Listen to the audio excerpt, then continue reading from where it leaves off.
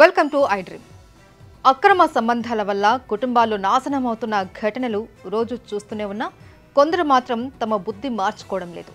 తమ కోరికలను తీర్చుకోవడానికి పసిపిల్లల్నే బలి చేస్తున్నారు. సభ్య సమాజం తలదించుకునేలా అలాంటి ఘటన నిజామాబాద్ జిల్లాలో జరిగింది.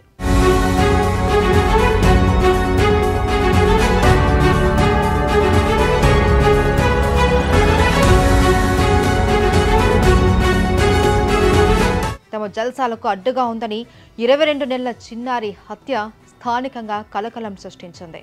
నిజామాబాద్ జిల్లా రెంజల్ మండలం సాఠాపూర్ గ్రామానికి చెందిన మౌత్కా విజయ, సైల్ దంపతుల కుమార్తె రమ్య అలియాస్ నవ్యశ్రీకి అదే మండలం గుండారం గ్రామానికి చెందిన కటకట లక్ష్మణ్తో 6 ఏళ్ల క్రితం వివాహమైంది. ఈ దంపతులకు 2 కుమార్తెలు. మొదటి కుమార్తె అరుణ్యకు 4 ఏళ్లుంటాయి. రెండవ కుమార్తె మహాన్వికి 22 నెలలు. తన అత్తగారు గ్రామానికి చెందిన బుల్లింక అరవిందరెడ్డితో నవ్యశ్రీ 7 నెలల క్రితం అక్రమ సంబంధం పెట్టుకుంది.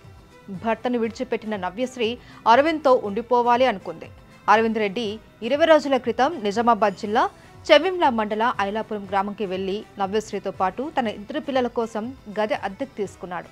అంతవరకు బాగానే ఉన్నప్పటికీ తన ఎంజాయ్మెంట్కు పిల్లలు అడ్డు వస్తున్నారని అరవింద్ భావించాడు. టైం కోసం వెయిట్ చేశాడు.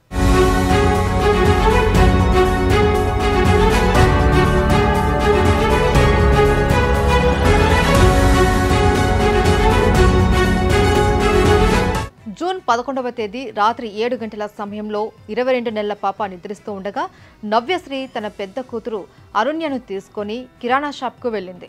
ఆ టైంలో ఇంటికి వచ్చిన అరవింద్ నిద్రిస్తున్న మహన్విపై దారుణంగా దాడి చేసి కొట్టి చంపాడు. ఆ తర్వాత అక్కడి నుంచి పారిపోయాడు.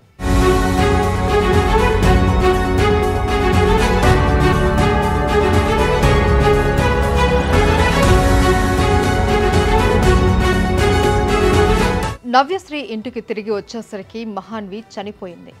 ఆ దృశ్యాన్ని చూసిన నవ్యశ్రీ షాక్ గురైంది. స్థానికులు పోలీసులకు ఫిర్యాదు చేయగా కేసు నమోదు చేసి దర్యాప్తు ప్రారంభించారు.